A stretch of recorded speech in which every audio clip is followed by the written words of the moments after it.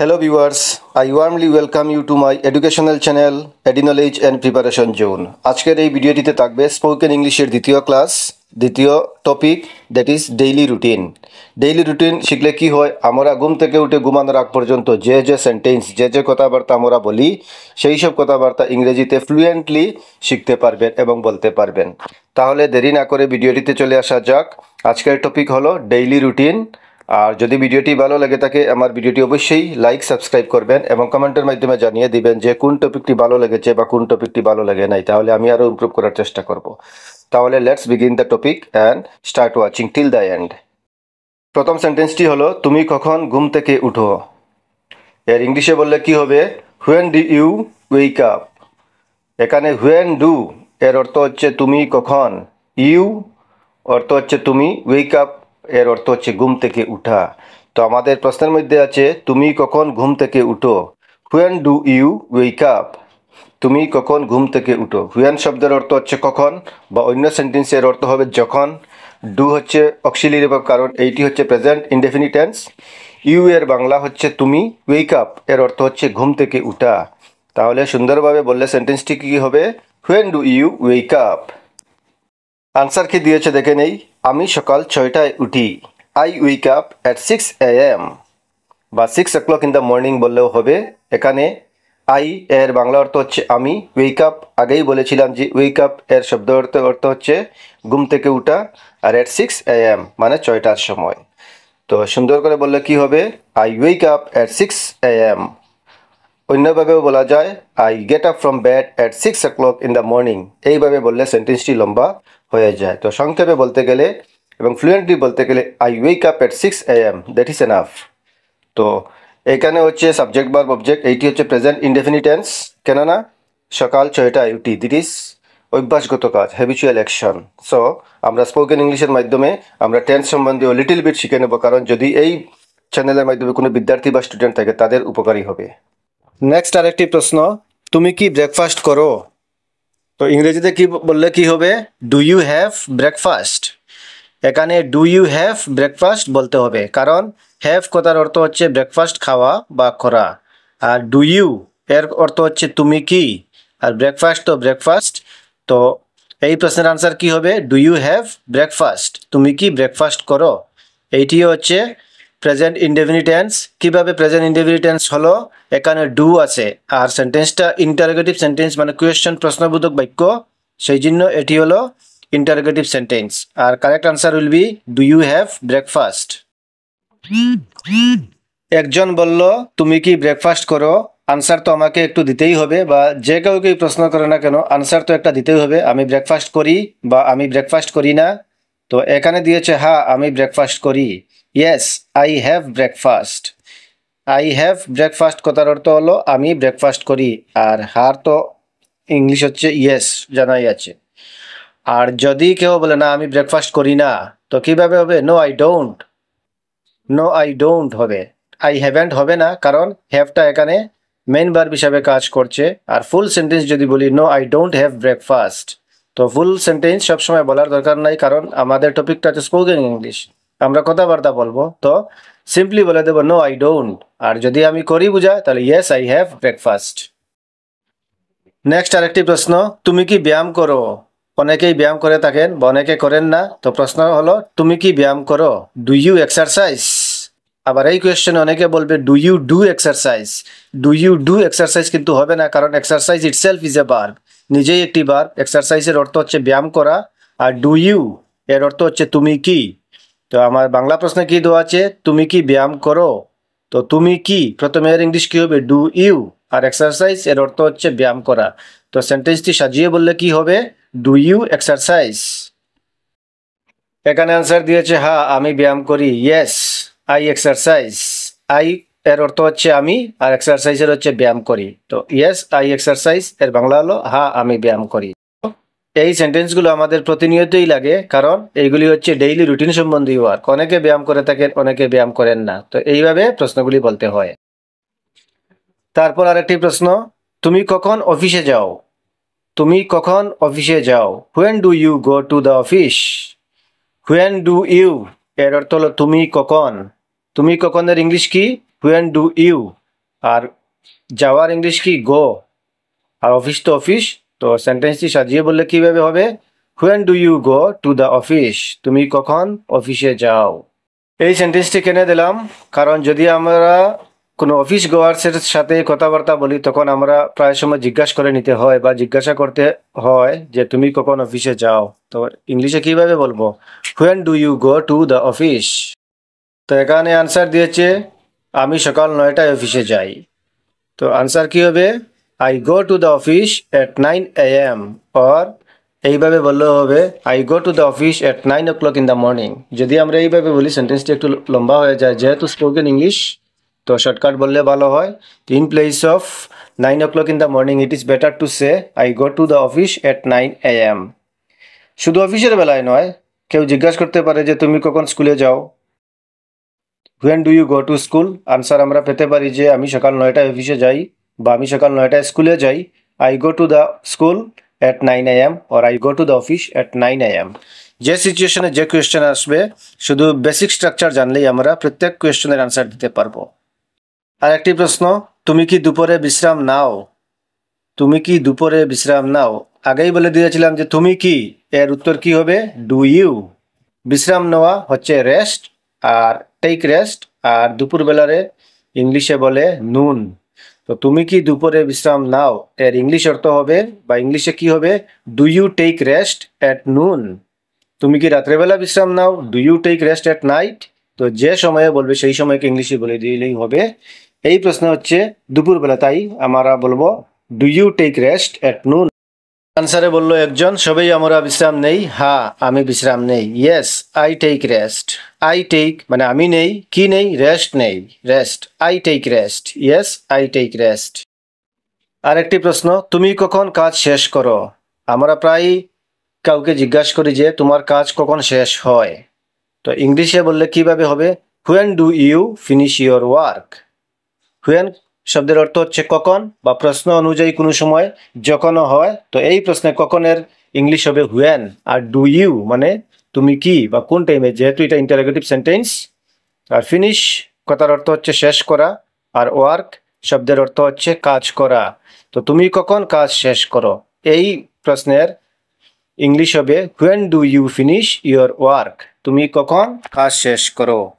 তো এখানে 12 নম্বরে কি দেওয়া আছে? আমি সন্ধ্যা 6টায় কাজ শেষ করি। তো সন্ধ্যা কয়টায়? সন্ধ্যা 6টায়। I finish work at 6 PM। 6 PM সন্ধ্যা 6টায়।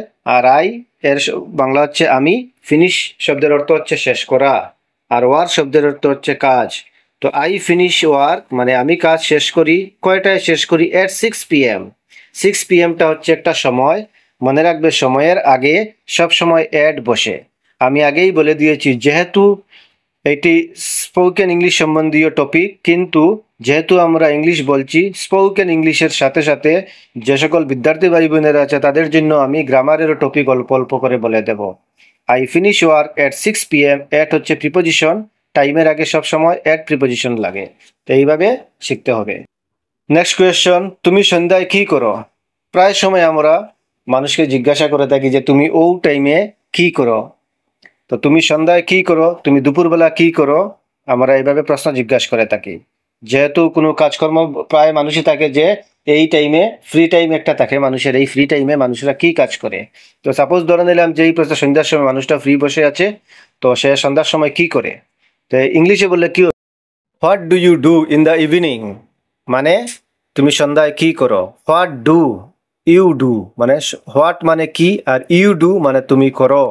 হোয়াট শব্দের অর্থ হচ্ছে কি, আর ইউ ডু এর অর্থ হচ্ছে তুমি করো, তুমি কি করো। ইন দ্য ইভিনিং মানে সন্ধ্যার সময়, বিকালবেলা। What do you do in the evening? তো আমি বই পড়ি। তো আই রিড বুকস। এই প্রশ্নের উত্তর হবে আই রিড বুকস। আই শব্দের অর্থ হচ্ছে আমি, রিড শব্দের অর্থ হচ্ছে পড়ি, আর বুক শব্দের অর্থ হচ্ছে বইগুলো। তো আমি বই পড়ি, ইংলিশে বললে কি হবে? I read books. I read আমি পড়ি, কি পড়ি? বই পড়ি। কেউ বই না পড়ে টিভিও দেখতে পারে। তো টিভি যদি কেউ টিভি দেখে তাহলে এর ইংলিশ কি হবে? I watch TV, or I watch television মানে আমি টিভি দেখি। তো আরেকজন প্রশ্ন করতে পারে তুমি রাতের খাবার কখন খাও? মানে রাত্রেবেলা যে আমরা ভাত খাই তো কোন সময়ে খাই। When do you have dinner? খাওয়া দাওয়ার বেলায় ইট ব্যবহার হয় না, খাওয়া দাওয়ার বেলায় কি ব্যবহার হয়, হ্যাভ ব্যবহার হয়। When do you have dinner, মানে হোয়েন মানে কখন, ইউ হ্যাভ মানে তুমি খাও, ডিনার কথার অর্থ হচ্ছে রাত্রে খাবার।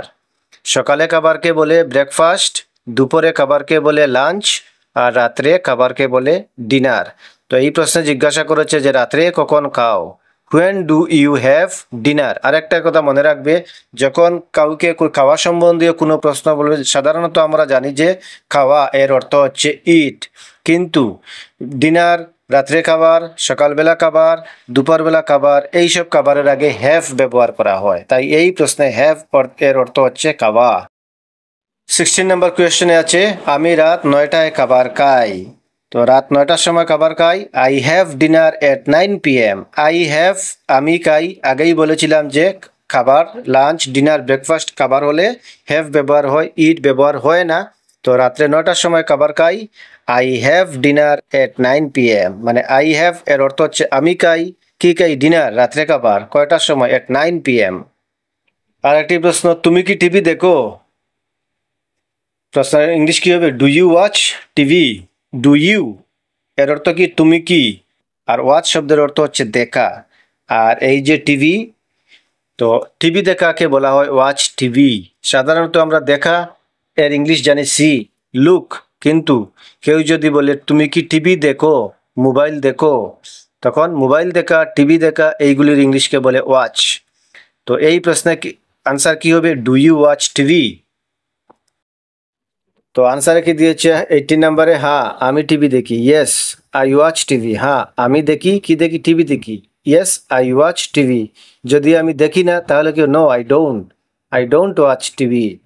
আই ডোন্ট ওয়াচ বললেও হবে, আর নো আই ডোন্ট বলে শেষ করলেও হবে। আরেকটি প্রশ্ন, তুমি কখন ঘুমাতে যাও? সাধারণত আমরা জিজ্ঞাসা করে থাকি এগুলো, তুমি কোন টাইমে ঘুমাও, তুমি কখন ঘুমাতে যাও।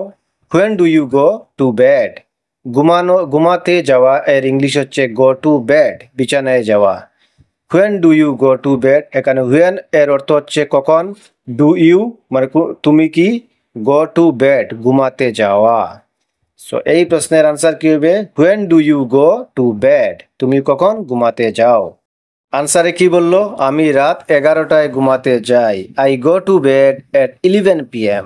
আই গো আমি যাই, টু বেড বিছানায়, আর গো টু বেড ঘুমাতে যাওয়া, এট 11 PM মানে রাত্রে 11টার সময়। তো আমি রাত 11টায় ঘুমাতে যাই, ইংলিশ কি হবে, I go to bed at 11 PM। PM এর ফুল ফর্ম হচ্ছে পোস্ট মেরিডিয়ান, অনেকেরই জানা, তাই আবার বলে দিলাম। আরেকটি প্রশ্ন, তুমি কি প্রতিদিন একই কাজ করো? এইভাবে আমাদের জিজ্ঞাসা করতে হয় মাঝে মাঝে, তুমি কি প্রতিদিন একই কাজ করো না আলাদা আলাদা। Do you do the same thing every day, do you do তুমি কি করো। এইটি হলো প্রেজেন্ট ইনডেফিনিট টেন্সের একটি প্রশ্ন। কিভাবে বুঝলাম, কারণ এই প্রশ্নে ডু আছে এবং সেন্টেন্সটা ইন্টারোগেটিভ সেন্টেন্স আছে। ইন্টারোগেটিভ সেন্টেন্সে যদি ডু থাকে তাহলে প্রেজেন্ট ইনডেফিনিট টেন্স হয়। তো দুইটি ডু আছে, একটি ডু এর অর্থ হলো করা, আর প্রথমে যে ডু দেওয়া আছে সেটি হলো অক্সিলিয়ারি ভার্ব। তো ডু ইউ ডু এই এতটুকুর বাংলা হলো তুমি কি করো। The same thing every day, একই কাজ প্রত্যেক দিন। তুমি কি একই কাজ প্রত্যেক দিন করো, do you do the same thing every day. তো আনসার কি বলছে, হ্যাঁ প্রায়ই করি, সবসময় না প্রায়ই করি, ইয়েস মোস্টলি আই ডু। হ্যাঁ মোস্টলি মানে প্রায়ই, বেশিরভাগই, আই ডু আমি করি। আরেকটি প্রশ্ন, তুমি কিভাবে সময় কাটাও? যার কাজকর্ম অল্প কম আছে সেই সব মানুষকে আমরা জিজ্ঞাসা করে থাকি যে তুমি কিভাবে সময় কাটাও। তো ইংলিশে বললে কি হবে, how do you spend your time. How do you এর এতটুকুর বাংলা হচ্ছে তুমি কিভাবে, স্পেন্ড ইউর টাইম। স্পেন্ড কথার অর্থ হচ্ছে সময় কাটানো, আর ইউর টাইম মানে তোমার সময়। ইউর কথার অর্থ হচ্ছে তোমার, টাইমের অর্থ হচ্ছে সময়। তো হাউ ডু ইউ স্পেন্ড, তুমি কিভাবে সময় কাটাও, your time. How do you spend your time, তুমি কিভাবে সময় কাটাও। তো এই প্রশ্নের উত্তরে কি বলেছে, আমি সময় স্পেন্ড করি না, কাজে লাগাই। সময় নষ্ট করা এক জিনিস আর কাজে লাগানো আরেক জিনিস। এখানে বলেছে কি আমি সময় কাজে লাগাই, আই ইউজ মানে আমি ব্যবহার করি, মাই টাইম আমার সময়, ওয়াইজলি ভালোভাবে। তো I use my time wisely, এখানে আই এর অর্থ হচ্ছে আমি, ইউজ এর অর্থ হচ্ছে ব্যবহার করা, মাই টাইম এর অর্থ হচ্ছে আমার সময়, আর ওয়াইজলি মানে কাজে লাগানো, মানে ভালো কাজে লাগানো। তো এই সেন্টেন্স ইংলিশে বললে কি হবে? I use my time wisely. Last question আজকের এই ভিডিওটির, এবং এটি একটি অ্যাডভাইসমূলক সেন্টেন্স। লাস্ট কোয়েশ্চন কি দেওয়া আছে? প্রতিদিন নিয়ম মেনে চলা ভালো। এখানে প্রতিদিন যদিও দিয়েছি, কিন্তু আমি বলবো যে প্রতিক্ষণ নিয়ম মেনে চলা ভালো। তো এটির ইংলিশ কি হবে? It is good to follow A daily routine. It is good ইহা ভালো, কি ভালো? টু ফলো মানে মেনে চলা, এ ডেইলি রুটিন একটি দৈনিক রুটিন। তো প্রতিদিন নিয়ম মেনে চলা ভালো এর অর্থ কি হলো? It is good to follow A daily routine. তো ভিউয়ার্স, আজকে আমি ডেইলি রুটিন সম্বন্ধীয় ভিডিওটি শেষ করলাম এখানে। যদি কোনো কোয়েশ্চন কোনো কিছু থাকে আমাকে কমেন্টের মাধ্যমে জানাবেন। আর ভিডিওটি যদি ভালো লাগে অবশ্যই লাইক সাবস্ক্রাইব করবেন এবং শেয়ারও করবেন। আর আগামী দিন আমি আরেকটি নতুন তথ্য নিয়ে ভিডিও আপলোড করব, দেখার জন্য আশা রইল। তো thank you once again, have a good day.